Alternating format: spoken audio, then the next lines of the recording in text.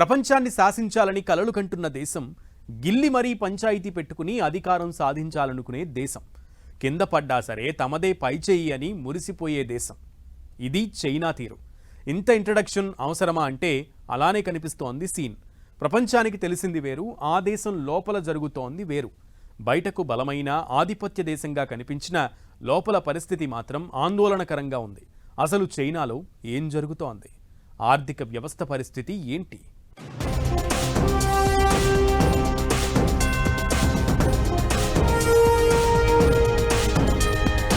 అభివృద్ధికి బ్రేక్, కనిష్ట స్థాయి జీడిపి. 2022 తర్వాత ఈ స్థాయికి ఇదే ఫస్ట్ టైం. చైనా ఆర్థిక వ్యవస్థ దివాళా తీస్తోందా? పైకి కనిపించేది వేరు, లోపల జరిగేది వేరా? కుప్పకూలిపోయిన రియల్ ఎస్టేట్ రంగం, వెంటాడుతున్న నిరుద్యోగ సమస్యలు,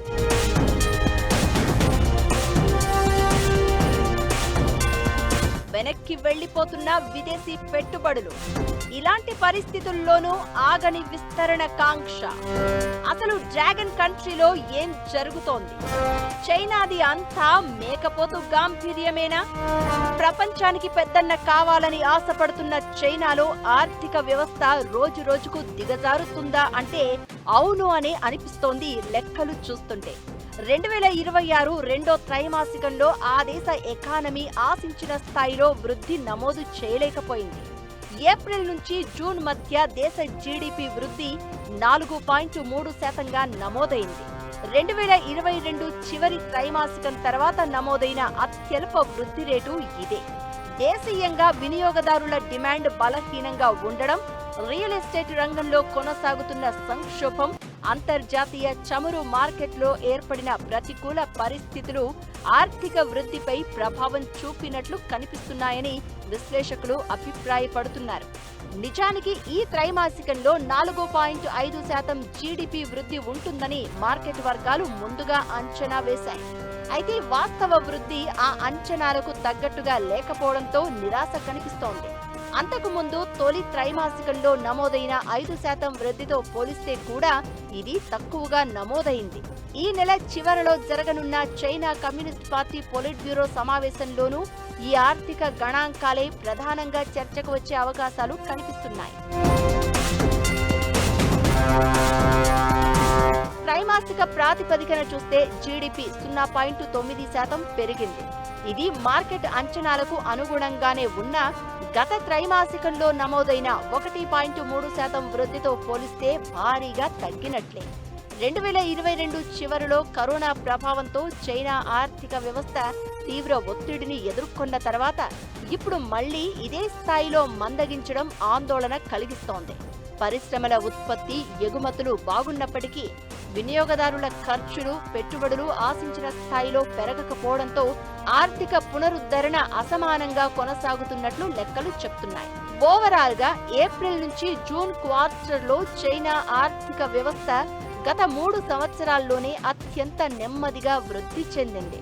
ఇకటు జూన్లో 5.3% పారిశ్రామిక ఉత్పత్తి పెరిగింది. తయారీ రంగం మాత్రం స్థిరంగా కొనసాగుతోంది. ఏఐ ఉత్పత్తులు, హైటెక్ ఎగుమతులకు పెరుగుతున్న డిమాండ్ ఈ రంగానికి ఊతమిస్తోంది. అయితే పెట్టుబడుల రంగం మాత్రం చైనా ఆర్థిక వ్యవస్థకు పెద్ద సవాలుగా మారింది. 2026 తొలి 6 నెలల్లో స్థిర మూలధన పెట్టుబడులు 5.7% తగ్గాయి. మార్కెట్ అంచనా వేసిన 4.9% క్షీణత కంటే ఇది మరింత ఎక్కువ. చైనా ఆర్థిక వ్యవస్థ మందగించడానికి ప్రధాన కారణం రియల్ ఎస్టేట్ రంగం. ఆ దేశంలో రియల్ ఎస్టేట్ సంక్షోభం రోజు రోజుకు పెరుగుతోంది. గతంలో ఆ దేశ జీడీపీలో 25% రియల్ ఎస్టేట్ రంగం వాటానే ఉండేది. ఇప్పుడు పరిస్థితులు మారిపోయాయి. గత 20 ఏళ్లలో ఎప్పుడూ లేనంతగా ఆస్తి విలువలు దారుణంగా పడిపోయాయి. ఓవైపు ఇన్వెస్టర్లు, మరోవైపు సామాన్య ప్రజలు ఆందోళనలో ఉన్నారు. Bank for international settlements data ప్రకారం చైనాలో 2021లో గృహ ధరల సూచిక 113 పాయింట్లుగా ఉండేది. 2025 చివరి నాటికి 86.79 పాయింట్లకు పడిపోయింది. 4 ఏళ్లలోనే దాదాపు 25% సంపద నష్టం జరిగింది.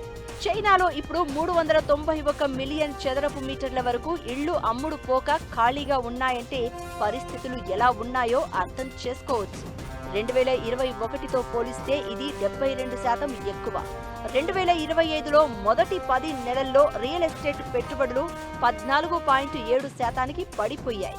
చైనాలో మంచి గుర్తింపు తెచ్చుకున్న రియల్ ఎస్టేట్ కంపెనీలు ఇప్పుడు అప్పుల్లో ఇరుక్కున్నాయి. రియల్ ఎస్టేట్ పతనం కేవలం గృహ నిర్మాణ రంగానికి మాత్రమే పరిమితం కాలేదు. దీనిపై ఆధారపడి నిర్మాణ పరిశ్రమ, ఫర్నిచర్, లైటింగ్, ఇతర అనుబంధ పరిశ్రమలన్నీ తీవ్రంగా ఎఫెక్ట్ అయ్యాయి. ఓవరాల్ గా చైనా ఆర్థిక వ్యవస్థ ఇప్పుడు 2 భిన్న దృశ్యాలను చూపిస్తోంది. ఒకవైపు ఎలక్ట్రిక్ వాహనాలు, హైటెక్ ఉత్పత్తులు, AI ఆధారిత పరిశ్రమలు, ఎగుమతులు బలంగా కొనసాగుతున్నాయి. మరోవైపు మాత్రం రియల్ ఎస్టేట్ సంక్షోభం, బలహీనమైన దేశీయ వినియోగం, ఉద్యోగ మార్కెట్లో అనిశ్చితి దేశ ఆర్థిక వృద్ధిని తీవ్రంగా దెబ్బతీస్తున్నాయి. ఇలాంటి పరిస్థితుల్లో పొలిట్ బ్యూరో సమావేశం కాబోతోంది. ఈ మీటింగులో ఓ పరిష్కారం లభించే అవకాశం ఉంది. అయితే దేశంలో అంతర్గతంగా ఇలాంటి పరిస్థితి ఉంటే చైనా మాత్రం బయటకు మేకపోతు గాంభీర్యం ప్రదర్శిస్తున్నట్లు కనిపిస్తోంది. యుద్ధాలు అంటూ, విస్తరణ అంటూ ఓవర్ యాక్షన్ చేస్తోంది.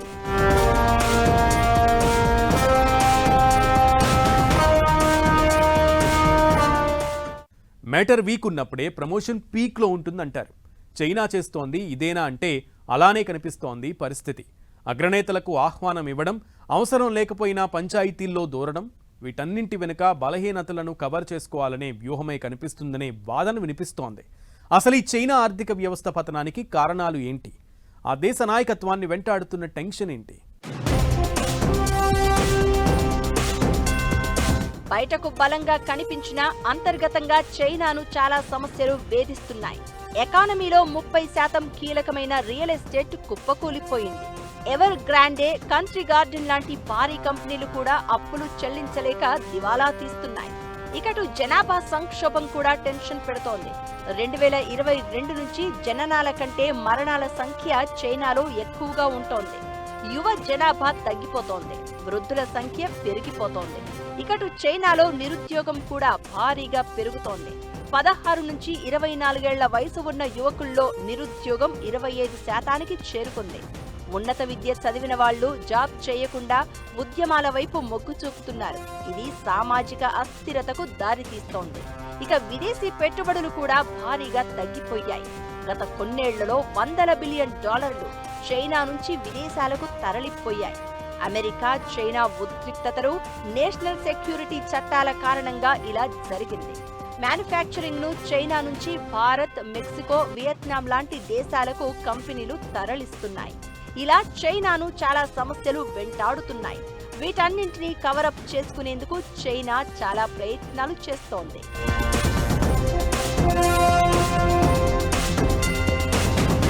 తమ ఆర్థిక వ్యవస్థ పరిస్థితి గురించి ప్రపంచానికి తెలియకూడదని, జనాల్లో అసంతృప్తి రావద్దనే వ్యూహంతో కవరప్ కార్యక్రమాలు చేస్తోంది చైనా అనే అభిప్రాయాలు వినిపిస్తున్నాయి.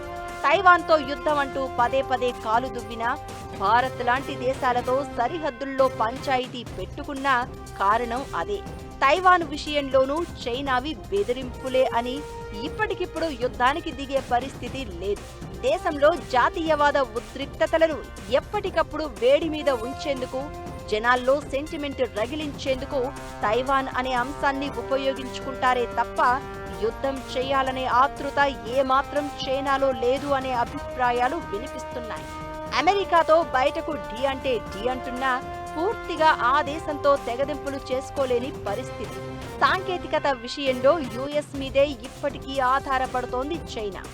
ఓవరాల్ గా ఒక్కటి మాత్రం నిజం, బయటకు కనిపించే స్ట్రాంగ్ అయితే చైనా కాదు అనే అభిప్రాయాలు వినిపిస్తున్నాయి. అయితే 2026 ద్వితీయార్థంలో ఆర్థిక వ్యవస్థ ఎలా ఉంటుందనేది ప్రభుత్వం ప్రకటించబోయే కొత్త ఉద్దీపన చర్యలపై ఆధారపడి ఉంటుంది.